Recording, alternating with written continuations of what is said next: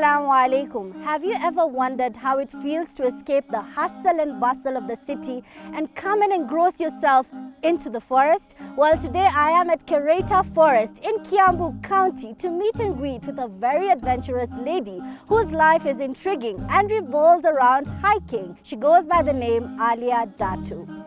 Alia Datoo is a co-founder of Women Who Hike Africa, which is a non-profitable organization that brings together people from all walks of life and has the vision to create a community that empowers, unites and inspires women to reach great heights through hiking. Not just the mountains, but in everyday living, and to inspire men who support the women who hike to join this cause.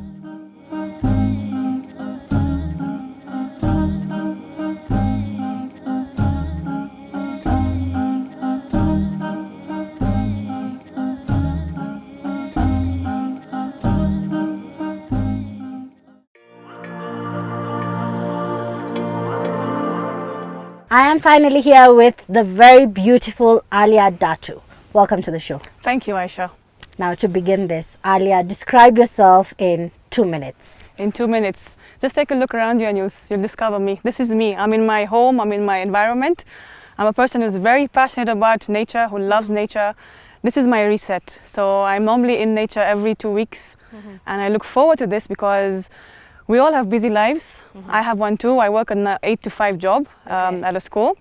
And dealing with kids, with teachers, it gets pretty overwhelming sometimes. So this is where I come in, offload, reload, reset and everything. Now Alia, let's go back to when you were a small girl growing up. How was your life?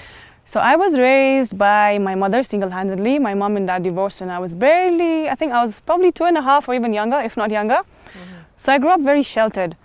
I grew up with a lot of protection around me, so I was like a little egg. Okay. Not allowed to do this, you can't do that. So I grew up very timid. I was very, lazy in sports. I had asthma as a child, so I wasn't playing any sports back then. So very sheltered as a child. This all happened very late in adult life. Alia, you just mentioned that you grew up with a single mother. Now, how did this divorce affect you as a child growing up into an adult here today? As a child, I barely understood the impact of a divorce, but at school it was pretty psychologically affecting me because every time we had functions in school, there'd always be 2 parents represented. I remember this one time in class, we were asked to draw our father's profession. I didn't know my father that time. So we had a desk with 3 kids. I was in the middle, so the child on the left was drawing her dad as a doctor, because he was a doctor, and the one on the right was drawing one as a businessman. So I remember on my painting, I had drawn a doctor with a briefcase. Okay. So when asked that, like, what does your dad do? I'm like, he's a doctor with a business. And that's when I guess my teacher realized that I'm a single, have a single parent. And I think she called my mom in to talk about that. It was like, pretty, back in the day it was a big taboo to be, divorced and have one parent and all that, yeah. And how has that divorce again affected you as a person in your relationships growing up? Oh, that's a deep question. So I've not had a man's influence in my life. It's just been me and my mom. I don't have any siblings.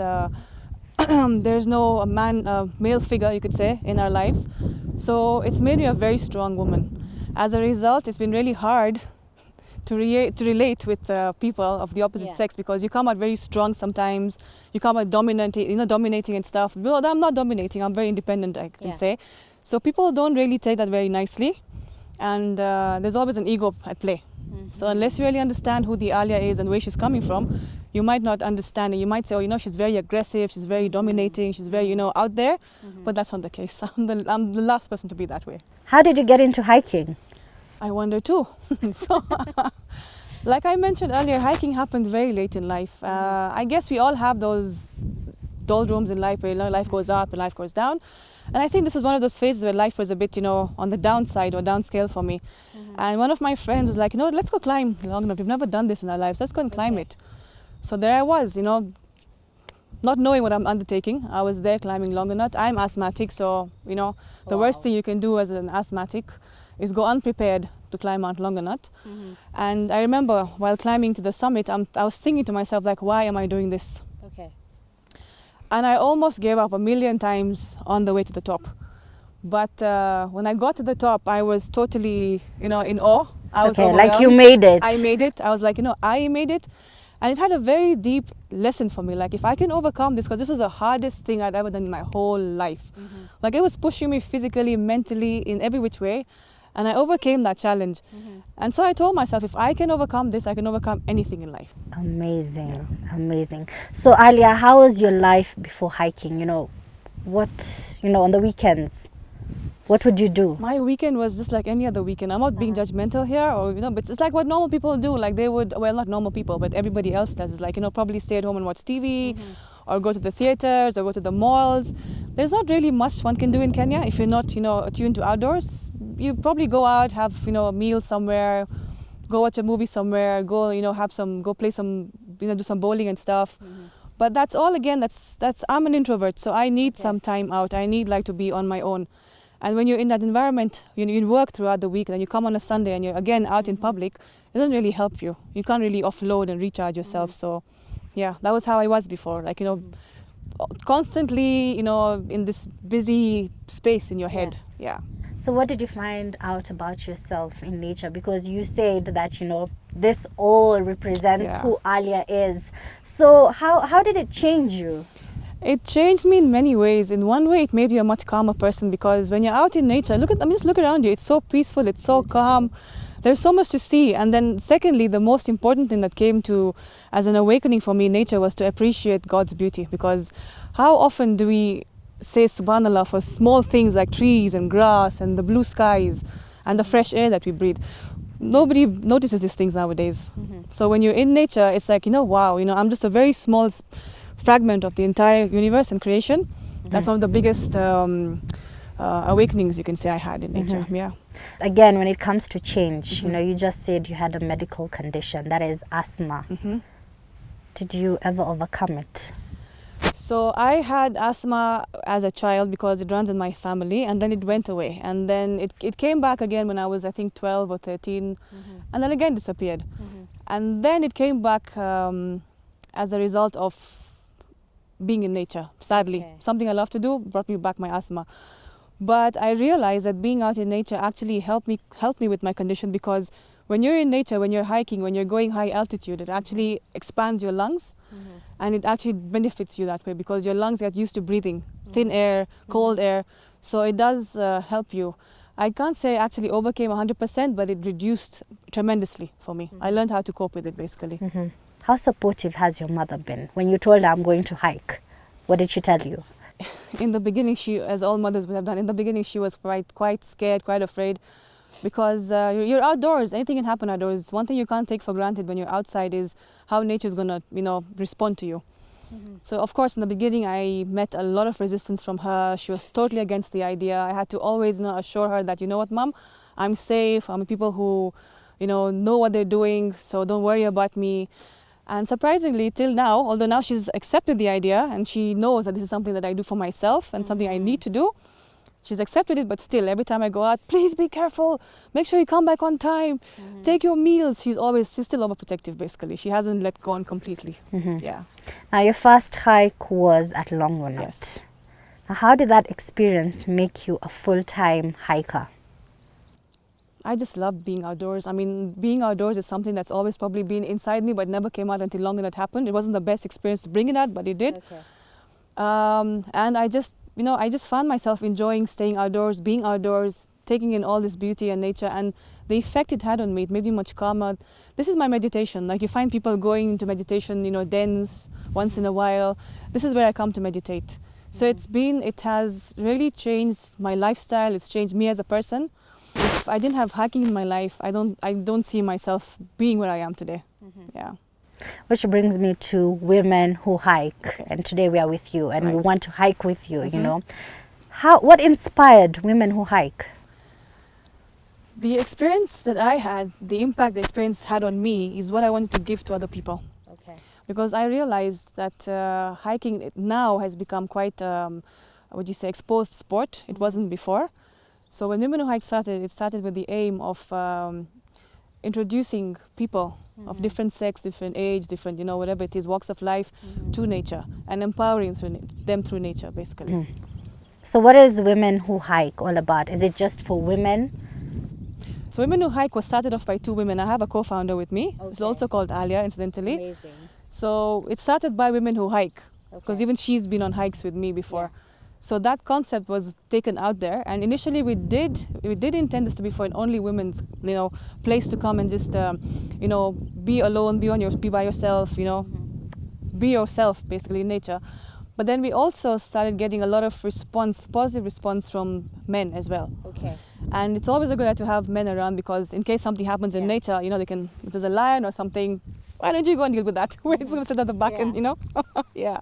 So it's open to all, basically. It's open to all genders. Were women receptive to it? Because you find women who are working, you find women who are mothers, you find women like you and me who go to work, having like 8 hours.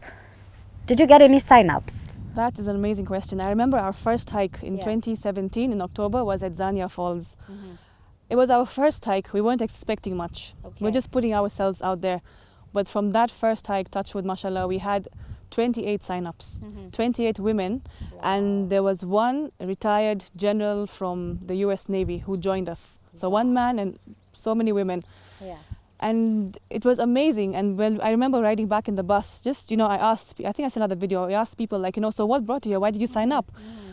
I had to get away from the kids. I needed my time alone. I wanted to refresh myself in nature. Like someone said right now, I wanted to start exercising, and walking was the best way to do it in nature. So there are a lot of women who want to try this sport out, but because of the, the stigmas that are associated with hiking and women, they get, discouraged from joining or starting up hiking. You just mentioned stigmas. Yeah. Tell me about those stigmas and, misconceptions, because you find, it's a perception that people have that hiking is a man's thing. Oh, yeah. What have you Yeah. experienced through I have that experienced statement? a lot of that. Like we've had in the beginning, it's a women's group only, I had this one gentleman who joined us. He's 67 years old, Okay. and apparently he hikes with a couple of outfits in Kenya. But they're mostly male dominated. Okay. So I knew him from work, and he's like, oh, I've seen your pictures on Facebook, and the places you visit are they're very amazing, attractive and stuff. I want to join you. Am I allowed to join? I'm like, it's open to all. You've probably seen men in our groups as well. Yeah. So he's like, okay, fine, sign me up for the next hike. And he's 67 years old. The good thing, thank God, and this is a message to everybody out there, please make sure you guys exercise or get active at least for 1 hour in a day. Thank God, bless his soul, he's 67 years, goes to the gym every day. And his first hike was Kijabe Hills. Now, Kijabe Hills is not a beginner's hike. Okay. You can, challenge yourself and go for it, sure. But I don't recommend it because it's tough. It's kind of tough. And he found it tough. Like he was like, at one point he's like, what? I have respect for you. I thought I was coming just for a stroll in the garden with you guys because it's a women's thing. But if this is what women are doing, I salute you guys. Like he actually said that. He's like, what? You have no respect for me now. I respect you guys a lot now. So there is a perception that, women can't do this and, whatever women do is, we've had women on our hikes who are, between 57, 67 years old, and they are right in the front of the group, leading the pack. So I guess it's all about, mindsets, changing mindsets, that nothing should nowadays be defined as a man's sport or a woman's sport. It should be open and welcome to all. So there's no age limit. There is no age limit. Anyone and everyone can do it. As long as I always say, as long as you're fit, like you have some, because hiking involves walking. If you're not active, you might find yourself by getting discomforted in the hike, like you might have aches and pains. So as long as you have some sort of activity, if you enjoy walking, if you enjoy, being outdoors, then hiking is for you. And how can someone develop, the spirit of hiking? Because maybe someone is, was like the way you are, you used to sit and go for movies. That's what we all grew up exactly. knowing, How can that person, today maybe is watching this program and is like, I want to stand up. I want to be like Alia when I grow up. What can that person do? Just go for it. I mean, you will not know if something is good for you or bad for you, or if you like something or not until you don't try it. So my advice to anybody and everybody would be, give it a shot. Don't go for the hard hikes, because they say your first experience could be your last experience. Wow. We've had people who've come for the hard hikes. They're gym enthusiasts, they're all built and everything. They're like, it's just a hike, I can do this. Yeah, like and they end up, and they end up coming for those difficult hikes like Elephant Hill, etc. And they can't hack it. And they're like, what? This is not for me. Why? Because you took the wrong experience. We've had people who've said, this hiking is not for me. I'm not gonna. I have a workmate, Mariam, who came with me on a hike for the first time, and she was like, Alia, I can't do this. It was an easy hike, and she's like, nope, I can't do this. Second time again, after probably 6-7 months, like, you know what, I want to come back and try hiking again because it's good for you. It's supposed to be good for your body and everything. Yeah. She came back again, and she tried, but she said, you know what, I think now I can say it's not for me. So unless you try it for yourself, you won't know. Thank you so much for that. Now let's get a little bit, adventurous. Of Get course. into the forest. Now we will be taking a short break. Do not move your muscles, as I am so ready to move my muscles to the waterfall. Stay tuned.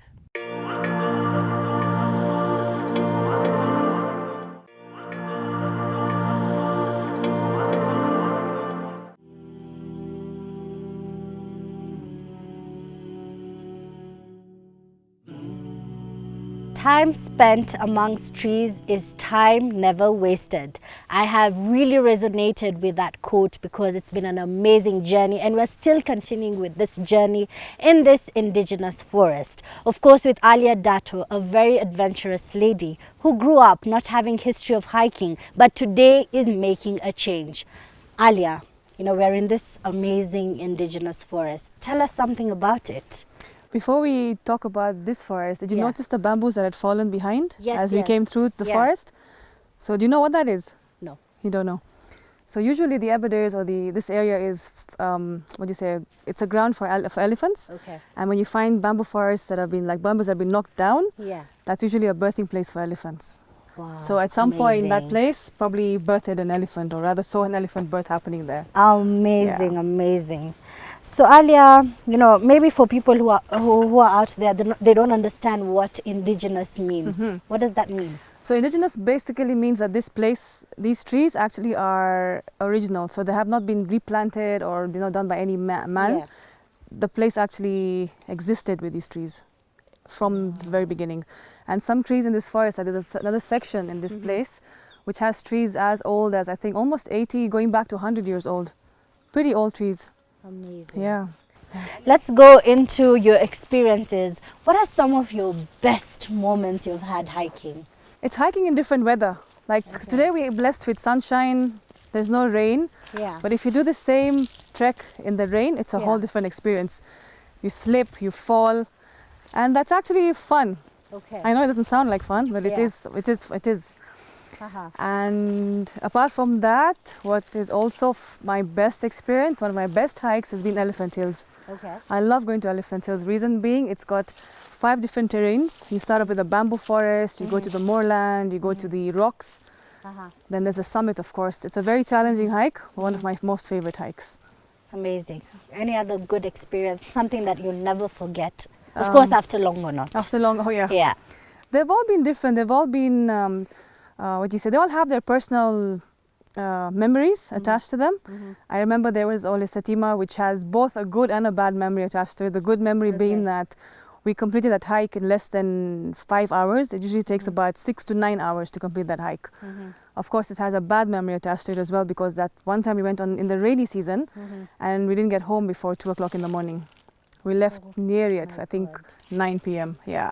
Oh my God, that's just crazy. Now, Alia, let's talk about your worst experiences.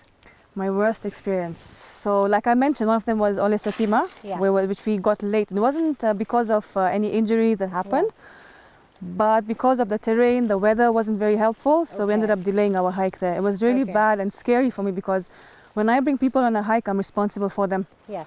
And we have like set times, like we need to be back at a certain time. Yeah.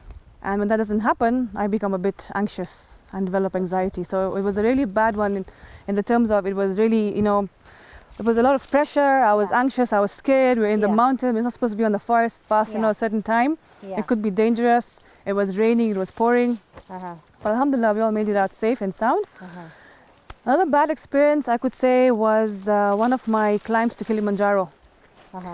Bad in the sense I developed asthma halfway up there. Oh my God. So it was like, do I push myself further? Shouldn't I push myself further?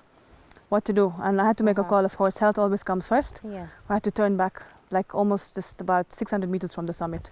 Wow. Yeah. Did that experience, make you feel like, I want to give up? I can't do this anymore? Because asthma had said bye, and then now it's coming back and saying hello. It did cross my mind. There have been several moments where I have had that, fear in me, that what if I'm on a hike and something happens? Yeah. But like I said in the beginning, it's all mind over matter. I mean, if you think about it, it's going to happen. If you don't think about it, it won't happen. Okay. And being outdoors with a condition like this has taught me how to manage it better. Okay. Now, Alia, you are a woman and, you know, you're the founder of this Women Who Hike. How is it for you? Especially when you're coming in at 2 a.m. in the morning and you told people they'll be back very early. It's a lot of responsibility. These are human lives we're dealing with. Okay. And there's a lot of preparation that goes into, you know, assuring that your hike is safe, your hike is, you know, does not have any challenges for the hikers.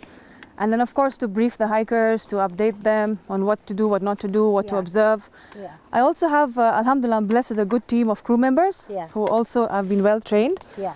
We've been trained in outdoor experiences, we've been trained in outdoor first aid. Yeah. So, alhamdulillah, they also look after our hikers. All in all, it's been a very... There's no any sort of negativity. Like, there's no one someone stood up and said, you know, you guys are late. We do get late sometimes to begin our hike or to end our hike. Yeah. And we do receive feedback. That's something we believe in very, you know, very much. That feedback is very important for us to improve. Okay. There have been times we've had critical feedback about, you know, not being on time or the gaps being too wide between the groups of several groups that we have. Yeah. There was at one time we had, so when we come on a hike, we basically we have to have ground guides, like we have guides taking us around. Okay. But at times when you call them, it's a Sunday.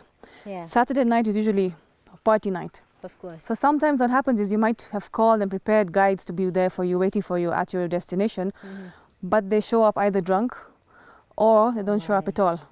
So you always have to make sure you have a plan B or a quick thinker.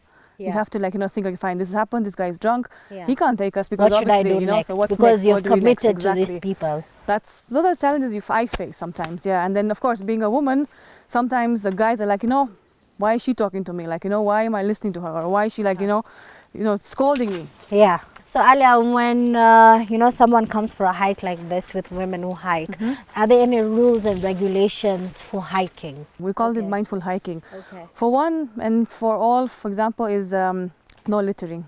Okay. Whatever you carry with you, plastic bottles, wrappers, make sure you take them back with you. Don't litter. Be mindful of your environment. The second thing is being quiet. You know, some people like to hike with their music loud and blaring, so you be mindful about environment. Like, we're in nature, animals are not that, you know, used to us probably, and then you're bringing in sounds and music and stuff. Doesn't really help. So we always tell them, you know, like, if you're carrying a speaker or something or music with you, always use earphones. Okay. And then the third thing is, because we're in forests, you're out in nature, you're out to have time with yourself, you're out to, like, you know, reap the benefits of being in nature. Try and keep your cell phone away. So you call that forest bathing, yes. Okay. So what does it entail apart from phones? You're basically bonding with nature. Our bodies are also made of energy, so you're basically taking in the energy of the environment and filling yourself with goodness and wellness. Okay, amazing. And spiritually, how does hiking enrich your life? Hiking, for many people, have different objectives or different you know, meanings. For some, it's to test their fitness. Some come to hike because, you know, they're looking for endurance training. Some come to hike because it's a more interesting walk than walking down, you know, their compounds and stuff. But for me, it's more of a spiritual experience because we're in the middle of God's creation. You can see God's presence in everything. So, like, He's created the leaves, you know, the way of if you look at the roots and the branches, it's very, you know, it's very, what do you say, awe-inspiring to see, like, you know, how these trees survive. There's a small tree, for example, that's growing on the ground, but you'll see it stemming. Its stem goes all the way up to get some oxygen and light. That's all part of nature and spirituality. I mean, it's just something that attracts you deep inside. Now let's look at a situation. We're here walking in the forest and you feel like you want to go to the washroom. Alia, what happens? This is your washroom. This is your bathroom here. Oh my. You have bush everywhere. Amazing. Just carry some water with you and you're good to go. What are some of the challenges, you know, hikers get? For example, you as a woman. From what I've noticed, and speaking from personal experience, of course, there's your limiting health conditions. For example, if you're asthmatic, we have overweight women sometimes who try to come for hikes. It's difficult for them because climbing up puts a lot of pressure on your knees. And then at times the gear, for example, you don't wear the right gear, the right shoes, you could be slipping and falling or having, like, you know, your feet start to pain at the wrong time. Those kind of things are what, you know, can probably challenge you or hinder you from enjoying your hike. Forest is really thick in here. Yeah. But we have to make it to the waterfall. We so do indeed. there is no excuse. Now, Alia, looking at your condition, asthma, you know, and you've talked about getting an attack. You've been given warnings by your doctor, but you're still here. I'm still here. Why? Yeah. I guess it's a choice everybody makes. Like people have a choice to either let their situations influence them, or then they can influence their situations themselves. Yeah. So in spite of having all three types of asthma, sports-induced, hereditary and Yeah. allergy, and I'm Yeah. always in nature with pollen and dust and everything, Yeah. I still choose to continue pursuing what I'm passionate about. In October, late September, early October, I was in Kilimanjaro. Again, I had taken some people up the mountain, and again I had an asthma attack halfway up. Oh my God. But this time I said, you know what? Let me just push it. Let me try and overcome this. Let me not be, you know, this human being who's going to be scared. Of course, don't do what I do. It's Yeah. life-threatening. It's Yeah. risky. But I had the choice of, again, either succumbing to my situation or making, you know, coming out as a winner and coming out beyond it. So I pushed forward. I managed to get to the summit this time. Yeah. Yeah, in spite of a weak chest, you can say. Amazing. That is Yeah. like beating odds. Beating odds. do yeah. what you Beating love. odds. My doctor wasn't very happy, Yeah. but yeah. Now I tell guess. me something about the beauty of Kenya, and apart from doing these hikes, you know, what do you learn when you go and see beautiful places? Because as Kenyans, we think going abroad, that's traveling. Yet we That's- have yeah. beautiful places. In fact, you're not the only one who has said that. So many people say this when they come to destinations we put out as for hikes, Okay. that they've never known that such places exist in our country. For example, our last hike, was it the last hike or the hike before? We went to Kiambicho. Yeah. Kiambicho is the Grand Canyon of Kenya. So if you've probably seen pictures of the Grand Canyon in the USA, Yeah. all those rocky formations, Yeah. the same thing is have it is here. there. So if you take a picture there, someone can easily believe you're in the USA posing in the Grand Canyon. Yeah. And then we have beautiful places like Garidare, for example. It's got Yeah. natural blue springs. Amazing. I always look at it and I'm It's like, beautiful. I want to go. I mean, that's beautiful. You have a nice canopy walk over Yeah. there, and then you have those blue springs. And then we have so many waterfalls. We went to a triple waterfall in Embu County. And I mean, our country is so beautiful. We need to appreciate it a lot more Yeah. and try and explore all these beautiful places that we have. So Alia, as women who hike, you know, how do you give back to the community apart from, you know, just hiking? One of the things Women Who Hike does is tree planting. So we encourage people to plant trees. We have 2 tree planting events in the year. We have a target of about 1,000 to 5,000 trees that we need to do. Another thing that we do is like when you look, like these, most of the areas that we hike in are KWS or KFS, you know, operated. Yeah. But the other hikes that are just local community hikes, like if you go to Sleeping Warrior, you go to Machakos County, these are just run by local communities. Okay. So when we go to them, like they would bring, like when they know we're coming, they would make a special customized things for us, like Yeah. Women Who Hike. Last time we got spoons, those mikos. Amazing. So we buy that from them. Yeah, and to then support yes, them. Exactly, and then we give them to our, you know, our hikers as gifts or as Yeah. memories as to take away with them. Yeah. There's that, and then we have we organize hikes for local communities also, and take them to places to explore. Yeah. Like some people staying, for example, in Machakos don't know about the Aberdares, Yeah. for example. So we would like, sometimes what we do is sponsor their hikes for them. Oh, Yeah. amazing. So whatever money that we make, which we don't really make from Women Who Hike, goes in these kind of ventures. Like the more people we get outdoors, the more people we get, you know, aware about the environment, Yeah. it's a win for us. Amazing. How often do you do this? So we do, like I said, tree planting twice a year, sponsoring hikes. Whenever there's a hike, you know, we Yeah. call somebody and say, no, fine, we're having a hike, we have space. Yeah. We can take on 5 people, 10 people, bring them on. Amazing. Yeah. Now, Alia, hiking, is it a rich man's sport? I would say no. You Okay. can make it a rich man's sport. I mean, we have hikers who have, the only expensive thing about hiking is the gears. Okay. And we have people who opt to go for very expensive brands. And we have people who can hike in the trainers. Okay. So it's not really a rich man's sport. Mm-hmm. Yeah, it's very basic. I mean, we charge nominal fees for our hikes. It covers everything for you. Yeah. All you have to bring is just your lunch and your water, Yeah. and that's it. It's affordable. That's the main thing behind our hikes, to Yeah. make it as affordable for everybody to to come and have fun yes, and to explore. afford, yes, to come. Okay, so today if I wanted, someone is watching out there and they want to join Women Who Hike, what do they have to do? Where can we find you? You can find us all over social media. We have a website, womenwhohike.africa. We're on Facebook as Women Who Hike Kenya. Yeah. The same handle on Instagram. Yeah. And we also put out our hikes on event platforms like Eventbrite, Okay. Kenya Buzz. Okay, amazing. Yeah. Alia, do Kenyans appreciate, going and visiting places? Because you find a lot of Europeans or foreigners come into a country and appreciate our country. Right. Is there a problem where locals are not appreciating their country? I would say they're not appreciating it as much as they should. Okay. They should. I mean, there should be a more local turn up on hikes and stuff. Although it is gaining momentum now, Okay. as time goes by and people are putting their hikes on social media and like, oh wow, I want to be there. Yeah. But then again, what's happening? What I've noticed is happening is the mindset again behind hiking is like taking getting that great selfie picture. Like, I want a selfie behind a waterfall. I want a selfie behind this thing. Don't we all do that? We all do that, yes. But then it defeats the actual purpose of bonding with nature, appreciating nature, because when you're busy taking pictures, you forget to look at what's around you as well. Okay. So although it is growing, but to some extent it's growing for the wrong reasons. Yeah.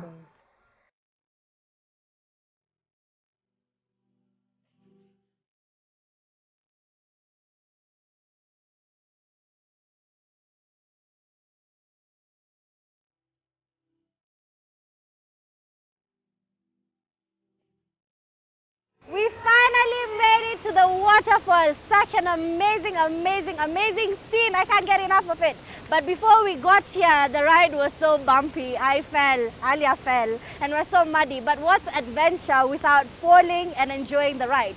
Now, Alia, to wrap up this show, what is your final message to women out there? Nature is waiting for you to discover her. Bring yourself here. Amazing! I'm already here, and as Eliud Kipchoge says, no human is limited. You are your only limit. I've been your host, Aisha Khan, and this has been the Meet and Greet Show.